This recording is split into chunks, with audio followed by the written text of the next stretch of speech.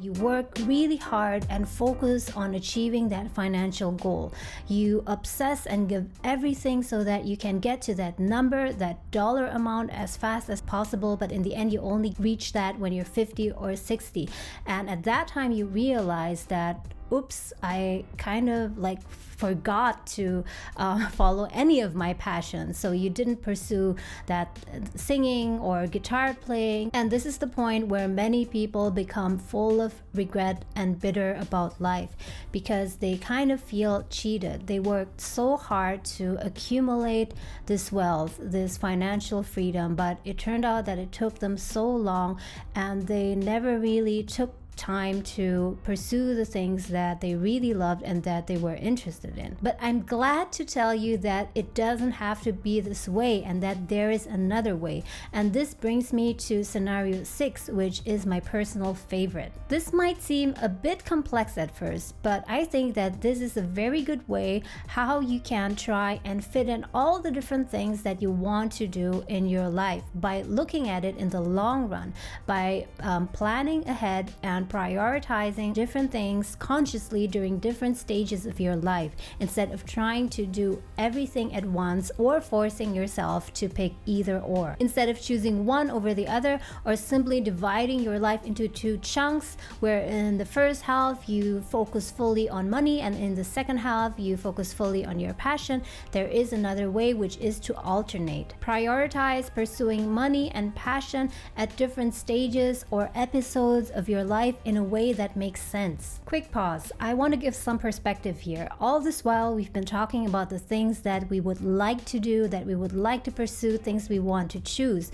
But there are often situations in life, in reality, where we have to adapt to an external situation. Responsibilities that we already have or which we voluntarily choose to have. Because besides pursuing money and passion, there are other things that are equally important or even more important. Things like starting a family, having kids, taking care of elderly parents, taking care of your health, and so on. And in reality, oftentimes in life, we have to adjust our goals and priorities in order to be able to accommodate these things. So understanding that pursuing money and passion are levers that we can adjust allows us to accommodate these other things. And you can really design and plan it in a way that suits not only your career aspirations, your passion, but also the way you want to live. Because of course, life is not only about career and working and money, right? In the end,